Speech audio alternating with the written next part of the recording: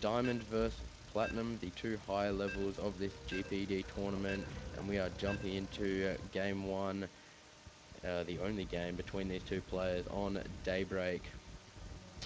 So no second chances here. Obviously, it is a best of one. If you do get eliminated, that's bad luck. If you do get cheesed in any way, there are no chances to get revenge in a second or third game.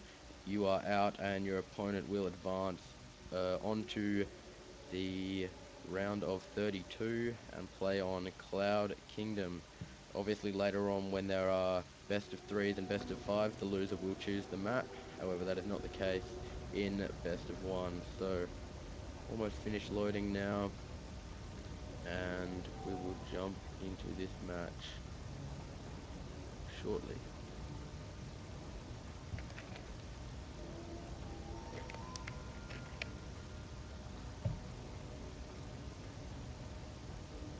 And there we are. So spawning down the bottom left corner is the blue Zerg AyuTrex, and spawning up the top right corner is QEDFridge, the green Protoss. So Trex is the diamond level player, and of course Fridge is the platinum leveled Protoss. Good luck, have fun from Trex, and Fridge, I'm sure, will follow suit. Overlord heading out across the map with its new speed. And man, it looks fast now compared to how they used to look.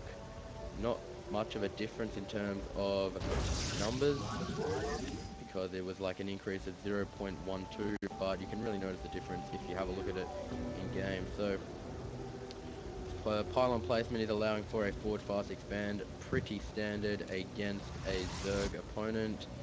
And now we'll see whether Trex will get the spawning pool first into a hatchery or go straight for the hatchery at 15, which is relatively safe if your opponent is going for that forward fast expand.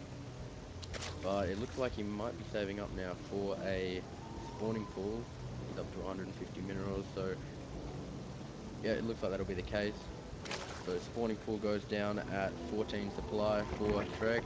Meanwhile, a forge has just been placed at 13 for Fridge. So nothing too unusual, of course. This is just a standard opening for a Protoss versus Zerg matchup, and the Overlord has almost arrived at the base of Fridge and will be able to confirm that forge fast expand. Probe's had a bit of a scout now, and it's seen the spawning pool, and it should be getting ready to block the hatchery if possible. So this probe does get into place now to block the hatchery, and of course the drone are trying to nibble away at the probe. Now down to just 15 health, 2 more hits, and he will lose that probe, and he wouldn't want to do that, and the probe does go down, but he does get a pylon down. Spawning pool does finish, so Ling should be on the way to clean up that pylon, but he's really delayed the economy, which was a nice play. So will we see the hatchery go down at the third for Trex? It really looks like that will be the case. He's got the money for it. He throws down the hatchery at the third, although the pylon was cancelled by Fridge. So good work by Fridge, just delaying the early hatchery of Trex, and now throwing down a gateway and a cannon to loot the wall off at the natural base. So he's actually getting all of this at 15 supply. Personally, I prefer to get it around the 17 mark just to have a bit of a stronger economy.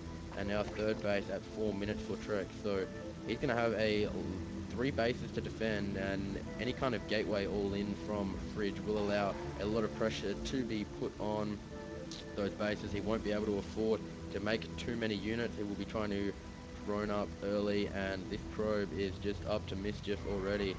Up in the top left corner, he will look to scout that third and detect it. Ling's running across the map, just gaining map control, and Overlord's placed in two positions for a scout of some kind of tech. So Zealot in production now to block this final little passage and prevent any Lings being able to run into that base. But if he had 6, he would be able to get probably 4 or 5 of them in and maybe do a little bit of damage. But Zealot is out now, so that's not going to be the case, and the Zerglings are just being used for map control. Third base has almost finished for Trex. It is the 5.5 minute mark, and Cybernetic Core also finishes for Fridge, and we will see Warp Gate Research begin with a chrono boost as well.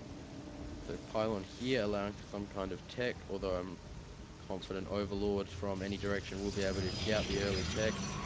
And Trex with a significant supply lead for now, and the Zergling has realized that there is no entrance to the base, especially with that Zealot blocking the gap. So we have 3 bases now for Trex, 2 of them with a Queen, but no signs of any tech yet, and only the first gas going down now for Trex. So that is looking like a very strong macro and economic centered play. A second Zealot is about to be produced for Fridge, so he can use that first one to go maybe attack a ring or two and keep one back to mind the door, although he's looking to push out with these 2 lings and maybe take map control. These Elnaga towers, of course, taken by the lings, and he's just sitting them there now, and he's producing a third Zealot as well, and rallying it to that Zelnaga tower. So a Void Ray is coming out, so a Stargate opening will be the case for Fridge, so we should see maybe a 10-minute third against the Zerg opponent, which really wouldn't be that unbelievable considering the fast third that Trex got himself by Zerg standards. So 49 drones to 34 probes at this stage, and Fridge is facing a supply block. He hasn't even began the construction on a pylon, and there it goes down now. But Trex has been able to see this Void Ray. Well, he hasn't seen the Void Ray, he will see it now, and the Overlord will pay the price. However, he's aware of the tech now, the Stargate tech option, and 3 Zealots. I don't think they'll be able to take out these Queens. Not with their new ground range. They can probably even fight. They have faster move speed on creep, but he will lose one of these Queens.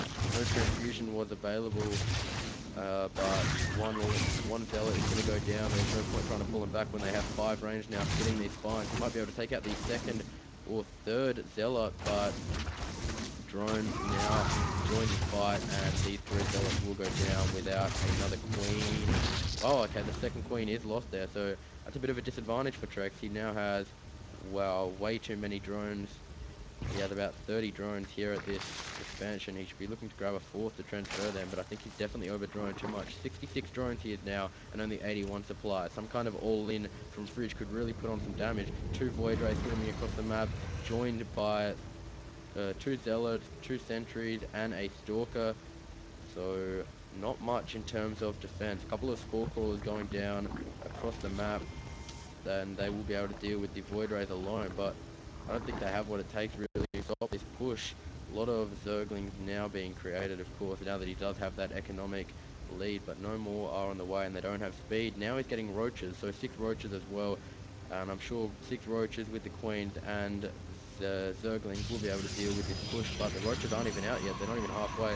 10 Roaches now being produced, and another Queen, as well as numerous upgrades, such as ranged upgrades on the way for these Roaches. So he's now putting pressure on this Zerg. The Spore Crawlers are not doing nearly enough for those Void Rays, and his first Roach arrives. This Void Rays, of course, will cause a lot of damage. Nice couple of force fields there to prevent these Roaches and Zerglings from fighting together in peace, and a lot of pressure being put on at this stage by the Protoss player. Trex does have the bases and the economy to continue launching units. He's getting a lot of Roaches, and 4 Queens now join the fight. He might have been able to get a transfuse away there. Another Queen, one did go down, but there are still 4, and the Protoss push has been held back. So the option to gain all those early from Trex has paid off, and he is going to back up with these Stalkers. He'll use that pylon, of course, and okay, I need to turn down unit sounds apparently, so apologies for that, but I definitely think grabbing those drones early from Trex paid off there. I mean, if that push came a minute early, there was no way he would have been able to hold it off, but definitely it did pay off due to him being able to get such reinforcements. And now a slight counterattack is coming from Trex. He's got a lot of got 13 Roaches with more joining. He's going to have 20 Roaches. He's going to have more Roaches than the gateway units of Fridge, and he's now at 131 supply. We look at the harvesters count, 70 drones to 53 probes, so not that far behind the Protoss player, but 3 bases where Trek can just create units and level 1 ranged attack for the Zerg player has almost finished. He is now doubling the supply of his Protoss opponent, and these roaches are going to be able to run in here. So third base now going down, but I don't think that's really what he needs to be focusing on. He needs to get some units out to defend here. There is nothing here to defend the Protoss natural. These units will come up around from behind. He gets a couple of force fields away, but they don't really prevent the Zerg units from running around and running amok. So nice. Actually, the force fields do help him out here, but I think with the level 1 attack upgrade that yeah, he could have easily done his level 1 attack now, but oh, it's looking really close. A lot of roaches being streamed in, and he's got speed for these roaches so he can micro on these zealots a bit, and he does have the numbers to overwhelm the Protoss force, but he's not sure whether to back out or not. So hanging around the bottom of this ramp, and so many lings and hydras and roaches streaming across the map now. Trex going for the death blow shortly. He's at 155 supply to his Protoss opponent 78, and he's discovered the third, and there is no way he will let this finish. Two pylons going down, cancels the Nexus, and Fridge is in a lot of trouble at this stage. Picking off the gases, just waiting for all these units to arrive, but that is a nasty looking ball of Zerg units. We do have an Archon on the field as well as a High Templar. I believe he does have Storm, but it's not going to do too much damage when there's only one of them. And now all the roaches, and wow, it's quite choppy. I'm going to have to change the setting up in this game. But Zerglings, roaches, Hydras just tearing apart the Protoss force at this stage, and GG from Fridge, the Diamond Zerg taking out the Protoss Platinum level Protoss. So that was the